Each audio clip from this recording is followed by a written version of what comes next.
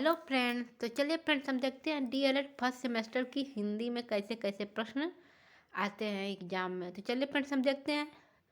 जो हमारा पहला प्रश्न है, ध्वनि विज्ञान को समझाइए। तो चलिए फ्रेंड्स, हम देखते हैं ध्वनि विज्ञान का क्या अर्थ है। ध्वनि विज्ञान का अर्थ, ध्वनि विज्ञान मानवीय वाग्यंत्र से विस्तृत भाषाई ध्वनियों को विश्लेषण तथा वर्णन करता है। ध्वनि की अपनी एक प्रक्रिया है। जो ध्वनि है उसकी अपनी एक प्रक्रिया है। भाषाई ध्वनि वक्ता के वाग्यंत्र से उत्पादित होकर श्रोता के कर्मेंद्रिय का विषय बनती है। जो ध्वनि होती है वक्ता के यानी बोलने वाले के मुख से उत्पन्न होकर सुनने वाले के कानों का विषय बनती है। ध्वनि के लिए 3 बातें अपेक्षित रहती है: उत्पादन, संवहन और ग्रहण। ध्वनि के उत्पादन के साथ उसका संवहन तथा ग्रहण भी अपेक्षित है। भाषा विज्ञान में मानवों के मुख से निःसृत ध्वनि का ही अध्ययन किया जाता है।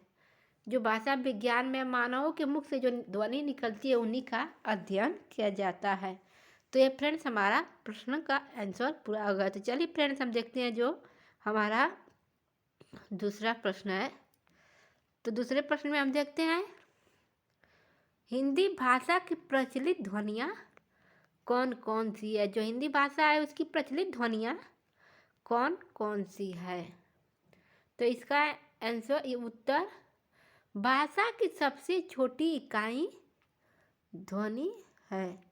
जो ध्वनि है वो भाषा की सबसे छोटी इकाई है। इस ध्वनि को ही वर्ण कहते हैं। वर्ण किसे कहते हैं? ध्वनि को ही वर्ण कहते हैं। वर्णों का क्रमबद्ध समूह वर्णमाला कहलाता है। वर्णमाला, वर्णों का जो क्रमबद्ध समूह होता है उन्हीं को वर्णमाला कहते हैं। हिंदी वर्णमाला में अग्रवत 52 वर्ण हैं। जो हिंदी वर्णमाला है उसमें 52 वर्ण हैं, जिनमें स्वर हमारा 11, अयोगवा 2, व्यंजन 33, संयुक्त व्यंजन 4 तथा द्विगुण व्यंजन 2 होते हैं। तो चलिए फ्रेंड्स, हम इन सब के बारे में विस्तार से दिखा रहे हैं। तो चलिए फ्रेंड्स, हम देखते हैं स्वर। स्वर में हमारा अ, आ, दीर्घ ई, दीर्घ ई, उ, दीर्घ उ, री, ए, आए, ओ, औ आ जाएगा। हमारा अयोगवा में आएगा। और व्यंजन, व्यंजन के अंतर्गत हमारा क, ख, ग, घ, ङ, यानी क वर्ग में, क वर्ग को हम कंठ वर्ग कहते हैं। च, छ, ज, झ, ञ, च वर्ग तालव्य कहते हैं। च वर्ग को ट, ठ, ड, ढ, ढ़, इसको हम ट वर्ग कहते हैं। ट वर्ग को मूर्धन्य वर्ग कहते हैं। त, थ, द, ध, न, त वर्ग, त वर्ग को हम दंत वर्ग कहते हैं।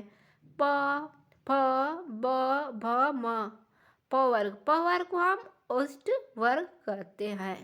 और हमारा अंतस्थ व्यंजन में य, र, ल, व अंतस्थ व्यंजन के अंतर्गत आ जाएगा।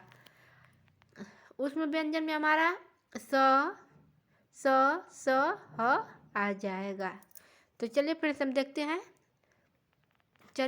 देखते हैं संयुक्त व्यंजन। तो संयुक्त व्यंजन में हमारा 4 वर्ण छ, त्र, ज्ञ, स्र। और द्विगुण व्यंजन में हमारा 2 वर्ण ड और ढ। कुछ ध्वनियाँ विदेशी भाषाओं से ली गई है, इन्हें आगत ध्वनियाँ कहते हैं। जो कुछ ध्वनियाँ होती हैं विदेश यानी विदेशों में जो भाषाएं बोली जाती हैं वहाँ से कुछ ध्वनियाँ ली गई हैं, उन्हें आगत ध्वनियाँ कहते हैं। और ज तथा फ अरबी यानी अरब से आया हुआ है। अरबी तथा आ अंग्रेजी भाषा से ग्रहण किए गए हैं। इन्हें क्रमशः नुक्ता तथा अर्ध चंद्र बिंदु ध्वनियाँ कहते हैं। ङ, ञ, ड़, न, म पंचम वर्ण कहलाते हैं। प्रत्येक वर्ग के 5वां अक्षर। तो ये हमारा प्रश्न का आंसर हो गया फ्रेंड्स। तो चलिए अब हम देखते हैं जो हमारा दूसरा प्रश्न है, इसमें क्या कर रहा है। तो इसमें कह रहा है स्वर किसे कहते हैं, स्वर किसे कहते हैं। तो चलिए फ्रेंड्स हम देखते हैं। वे अक्षर जिनके उच्चारण में ध्वनि फेफड़ों से निकलकर कंठ से होती हुई मुख के उच्चारण स्थानों को स्पर्श किए बिना मुख द्वार से बाहर निकली जाती है, स्वर कहलाती है। स्वरों का उच्चारण किसी अन्य अक्षर की सहायता के बिना स्वतंत्र रूप से होता है। कहने का मतलब यह है कि जो हमारा स्वर है वह स्वतंत्र है, उसे किसी अक्षर की आवश्यकता नहीं होती है, इसीलिए स्वर हमारा स्वतंत्र होता है।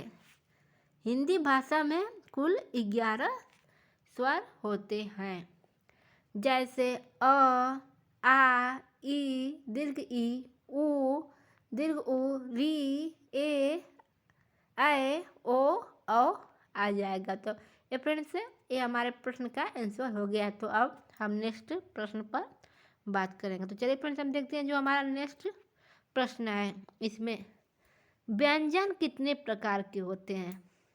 ठीक, अब उसी दूसरा प्रश्न है, स्पर्श व्यंजन से क्या अभिप्राय, यह अंतस्थ व्यंजन से किस प्रकार भिन्न है। ये हमारे बीटीसी 2016 में पूछा था।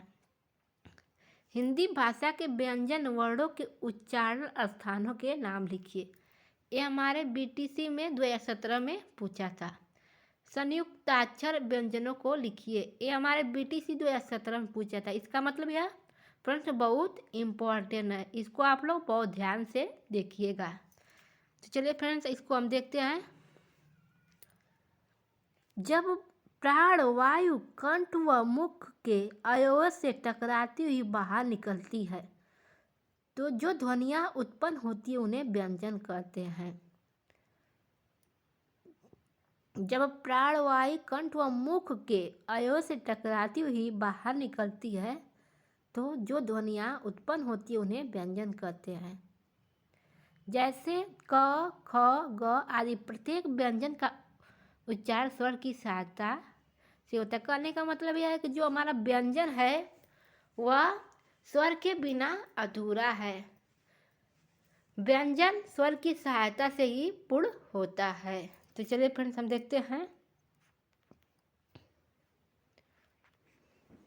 हिंदी भाषा में व्यंजनों की संख्या 33 है। व्यंजनों की संख्या कितनी है, व्यंजनों की संख्या 33 है। व्यंजन 4 प्रकार के होते हैं। तो चलिए हम देखते हैं, चारों के बारे में एक एक करके देखेंगे। तो जो हमारा पहला है स्पर्श व्यंजन, जिन व्यंजनों के उच्चारण में हवा उच्चारण स्थानों को स्पर्श मात्र करती है। ये 5 वर्णों में क वर्ग, च वर्ग, ट वर्ग, त वर्ग तथा प वर्ग में विभाजित है। इन्हीं को हम स्पर्श व्यंजन कहते हैं। इनकी संख्या कितनी है, तो इनकी संख्या 25 होती है। तो चलिए फ्रेंड्स अब हम देखते हैं जो हमारा है अंतस्थ व्यंजन। तो अब हम लोग देखेंगे अंतस्थ व्यंजन, जिन व्यंजनों के उच्चारण में जिह्वा मुख के किसी भाग को नहीं छूती और हवा बिना रगड़ खाए मुख से बाहर निकल जाती, उन्हें अंतस्थ व्यंजन कहते हैं। जैसे य, र, ल, व, इनकी संख्या 4 है। तो चलिए फ्रेंड्स अब हम देखेंगे ऊष्म व्यंजन, जिन वर्णों के उच्चारण में हवा मुख से रगड़ खाती हुई धीरे धीरे बाहर निकलती है उन्हें ऊष्म व्यंजन कहते हैं। जैसे स, स, स, ह। अब हम लोग देखेंगे संयुक्त व्यंजन। संयुक्त व्यंजन 2 या 2 से अधिक व्यंजन मिलने पर संयुक्त व्यंजन बनते हैं। दो या दो से अधिक व्यंजन जब मिलकर एक नया रूप लेता है उन्हीं को हम संयुक्त व्यंजन कहते हैं। तो जैसे में हम लोग देखेंगे वो कौन कौन से संयुक्त व्यंजन है। तो ये हमारा क प्लस स बराबर 6। तो इसमें हमारा क पे हलंत है ना, तो इसका मतलब आधा क। जैसे में अक्षर कच्चा, इसमें लिखा है त प्लस र, त में हमारा हलंत लगा, इसका मतलब आधा त प्लस र बराबर त्र। इसका उदाहरण है पुत्र त्रिशूल। ज प्लस य, इसमें दोनों में हलंत लग गया है, ज्ञ बना है ज्ञान विज्ञान।